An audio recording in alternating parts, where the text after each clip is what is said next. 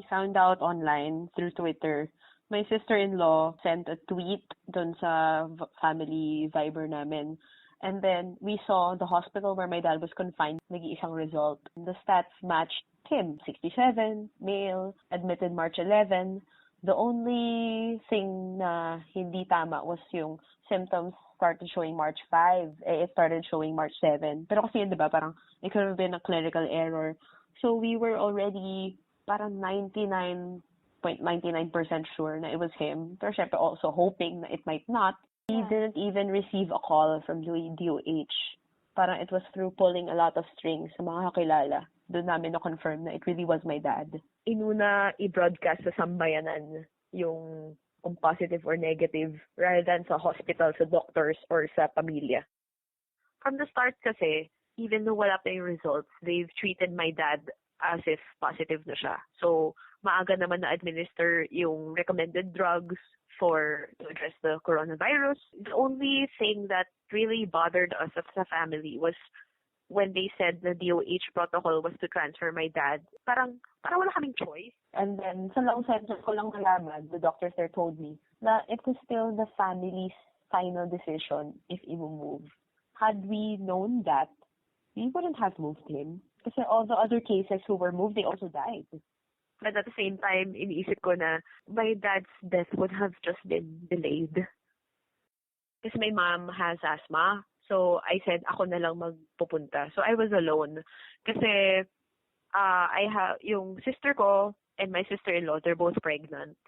So ayaw rin namin i-risk na yung husbands nila, my brother and my brother-in-law, ayaw namin i-risk na they come and visit.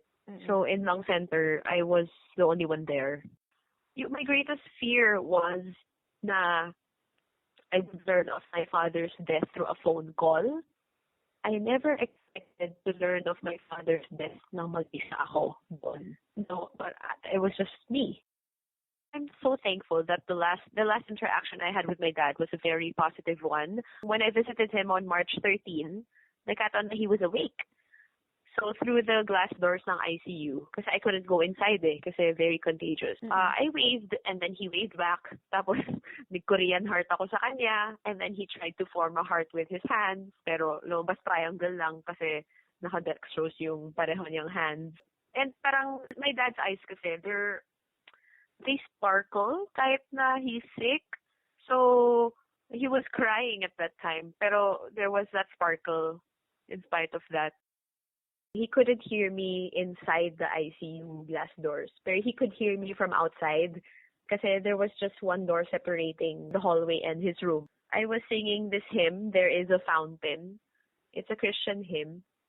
Do I just sing? Yeah, if you don't mind.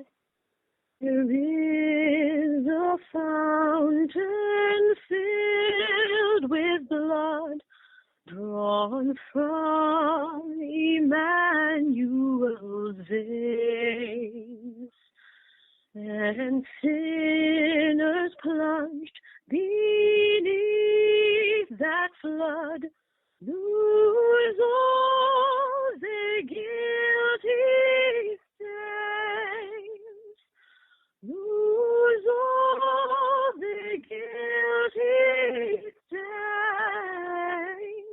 Lose all the guilty stains, and sinners plunged beneath that flood lose all their guilty stains.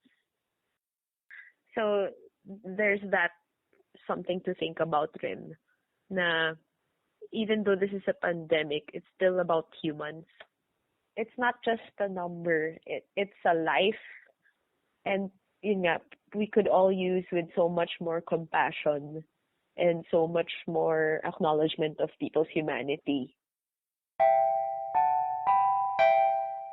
If you have your own stories to share or stories of people on the front lines of this coronavirus outbreak, message PumaPodcast on Facebook with the subject line COVID Diaries. Mula po sa Metro Manila, ako si Kat Ventura. Stay safe, everyone.